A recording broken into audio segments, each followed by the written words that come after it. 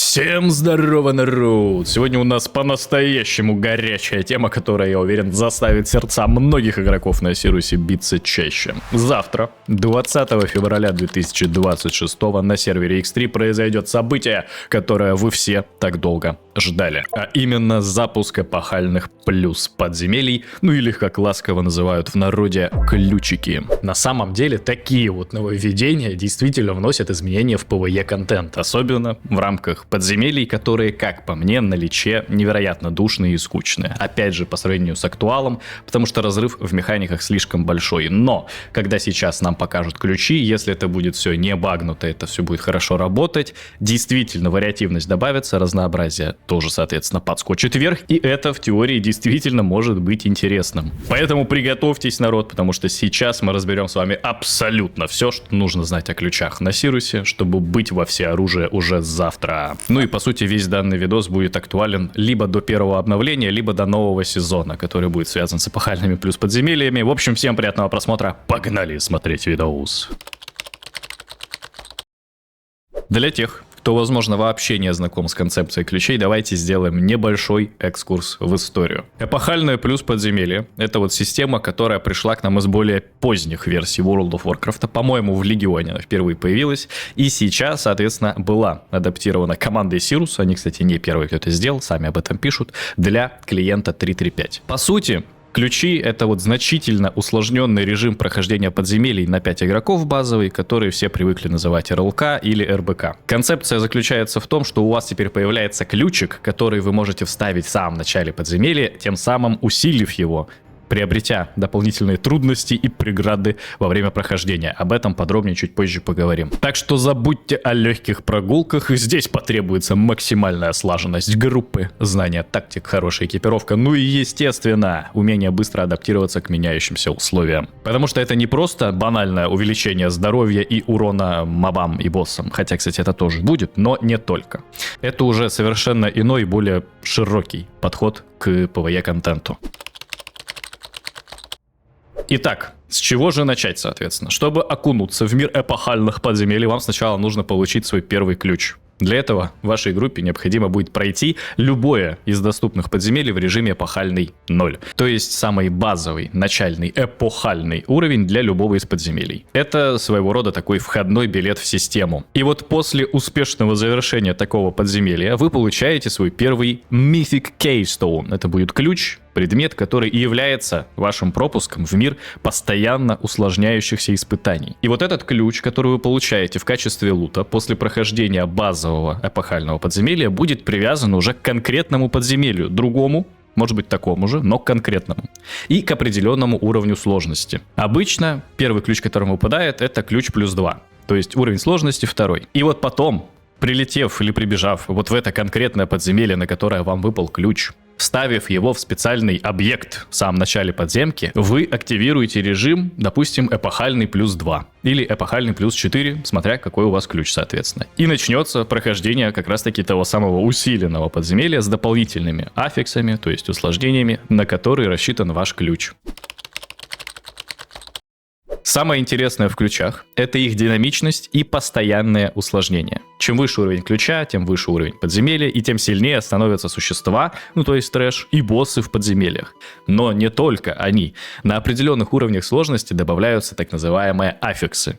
Те самые усложнения. Это специальные модификаторы, которые кардинально меняют механику прохождения подземелья и требуют от группы новых стратегий. Эти самые аффиксы появляются на 2-м, на 4-м, 7-м и 10-м уровнях ключа. При этом, как пишут разработчики, всегда будут присутствовать 2 основных аффикса. Видимо, они являются первыми. То есть на 4-м ключе у вас гарантом будет тиранический аффикс и укрепленный. А все остальные аффиксы уже будут рандомно меняться каждую неделю. И давайте вот кратко разберем, что эти самые аффиксы делают. Тиранический увеличивает здоровье боссов и урон, соответственно, от боссов тоже. Это означает, что нам придется уделять больше внимания механикам, контролю, выживаемости. В общем, не подставляться под всякие АОЕшки, ну и побыстрее пытаться убивать этого самого босса, тут все понятно. Укрепленный, по сути, тоже самый базовый такой аффикс, который просто увеличивает урон и здоровье у трэша, то есть у обычных противников. В идеале здесь, конечно, прорабатывать специальные маршруты, потому что вам обязательно нужно будет зачистить трэш на определенный параметр, чтобы засчитало. прохождения ключа. Нельзя будет весь трэш проскипать условно и убить только боссов. Плюс, понятное дело, чем выше ключ, тем больше контроля придется в эти пачки мобов заливать, ну и так далее, вы понимаете. И вот самое интересное, что помимо этих двух достаточно базовых и самых понятных аффиксов, каждую неделю будет меняться еще 2 аффикса, которые тоже будут гарантированы, но уже из, так скажем, более вариативного списка. Среди них могут быть упрямый, вулканический, некротический, разъяренный, ну и так далее. Ну и вы понимаете, что опять же под каждый аффикс нужно будет отдельно подстраиваться. То есть если мы вот, например, посмотрим на аффикс взрывной, вам уже не вариант убивать трэш возле танка разово. То есть, если вы, допустим, сразу убьете 5 мобов, у него настакается слишком много эффектов вот этого взрывного аффикса,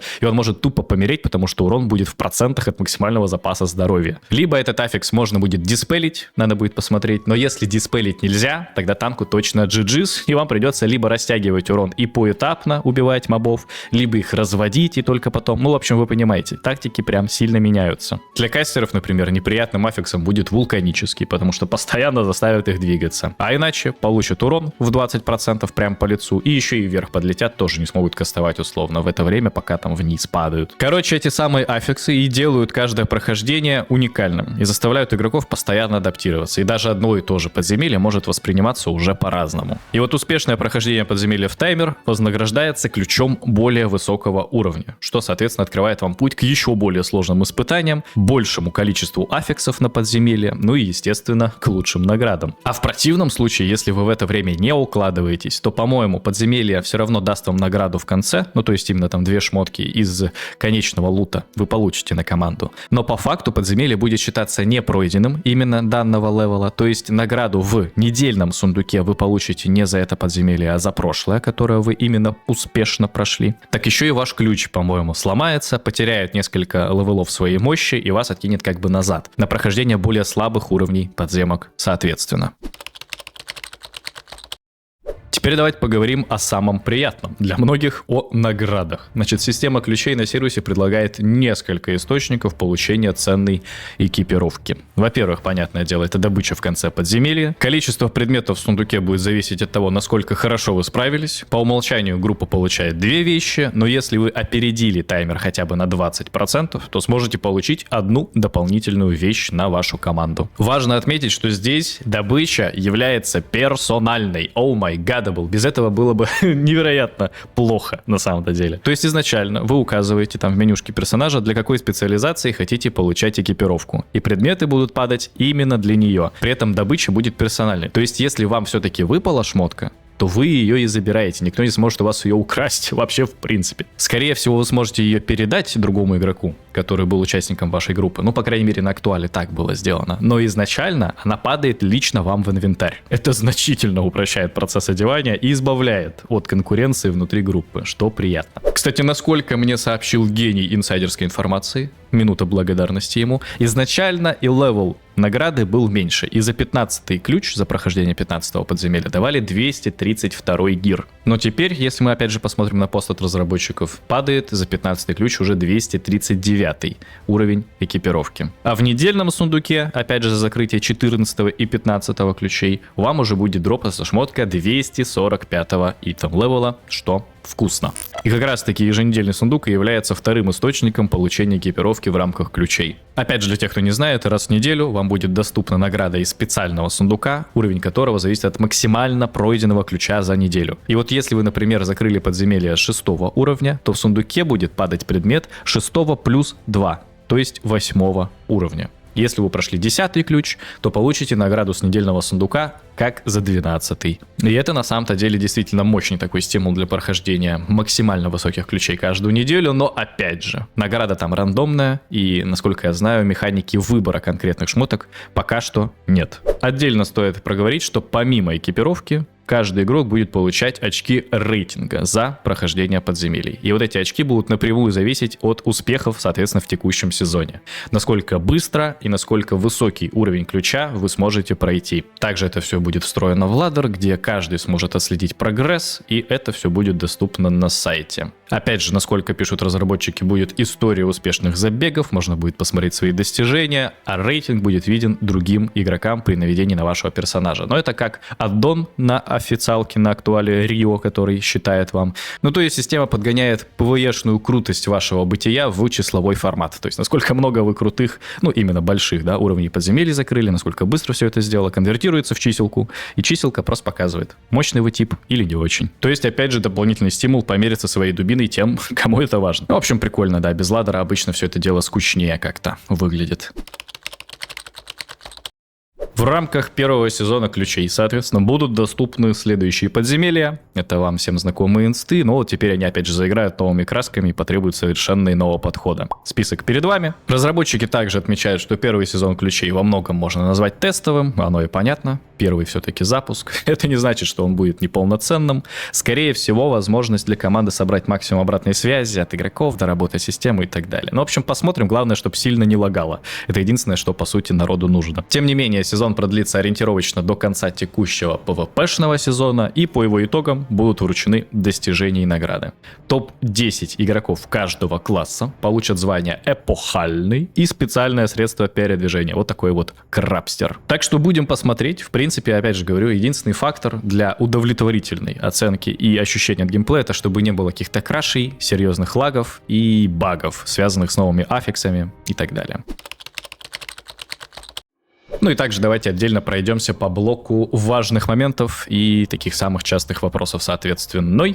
Значит, достижения и новые данжи. Достижения за ключи и новые подземелья будут добавлены, но уже со следующего сезона. Так что именно в первом, да, сезоне нужно будет сосредоточиться именно на освоении механики и вообще посмотреть, как это все дело будет выглядеть. Ну и, понятное дело, пофармить экипировочку. Также разработчики планируют изменить немножко тактики и способности для мобов уже в текущих подземельях, то есть еще и геймплей именно базовый изменить, а не только чтобы от аффикса все это дело зависело. Есть еще пунктик про то, что если вы прошли все доступные подземелья на 10 плюс уровень ключа, при, опять же, негативном исходе, при сценарии, когда вы не успеваете в таймер, ключ не будет ломаться ниже этого уровня. Не особо понимаю, зачем конкретно данная механика была введена, поскольку раз уж вы все подземелья закрыли на 10 плюс уровень, ну навряд ли у вас там какие-то проблемы будут с дальнейшим закрытием этих самых подземелий. Ну, в общем, посмотрим, ладно. Плюсом добавляются какие-то чекпоинты в подземелье, то есть вы не будете на самое начало подземки телепортироваться в случае вайпа, а опять же по каким-то определенным точкам это все будет разделено. Но опять же это грамотно сделано, чтобы, во-первых, лишнее время вы не теряли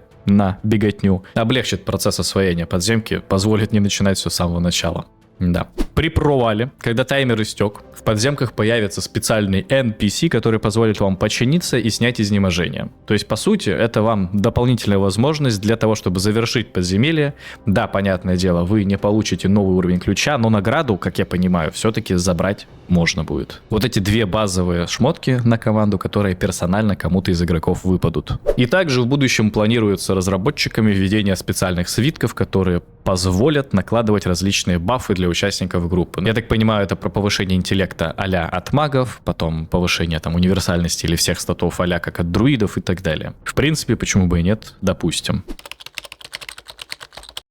Ну что ж, народ, вот и вся самая важная информация о запуске эпохальных плюс подземелий на Сирусе. Завтрашний день обещает быть жарким, как и весь первый сезон. Я думаю, для вас, народ, это ажиотаж прямо лютый. Не забудьте поделиться своим мнением в комментариях, что вы об этом думаете, какие плюсы, какие минусы уже подметили, соответственно. А если вы планировали поддержать мой канал копеечкой и получить за это дополнительный контент, то приглашаю вас на свой Boosty. Там уже больше 70 видосов, различные гайды как по классам, так и по аддонам, по интерфейсу. И есть личный чат, где можно мне написать, и я отвечу на ваши вопросы. А если вы просто не хотите теряться, то залетайте ко мне в телеграм-канал, там анонсы от стримах, дополнительную информацию иногда постирую, не слишком часто, чтобы не спамить. И также там есть парочка полезных закрепленных постов, связанных с аддонами и так далее. На этом все, народ, видос буду завершать. Всем удачи, всем прогрессии в PvP, в PvE, всем на сегодня. Пока!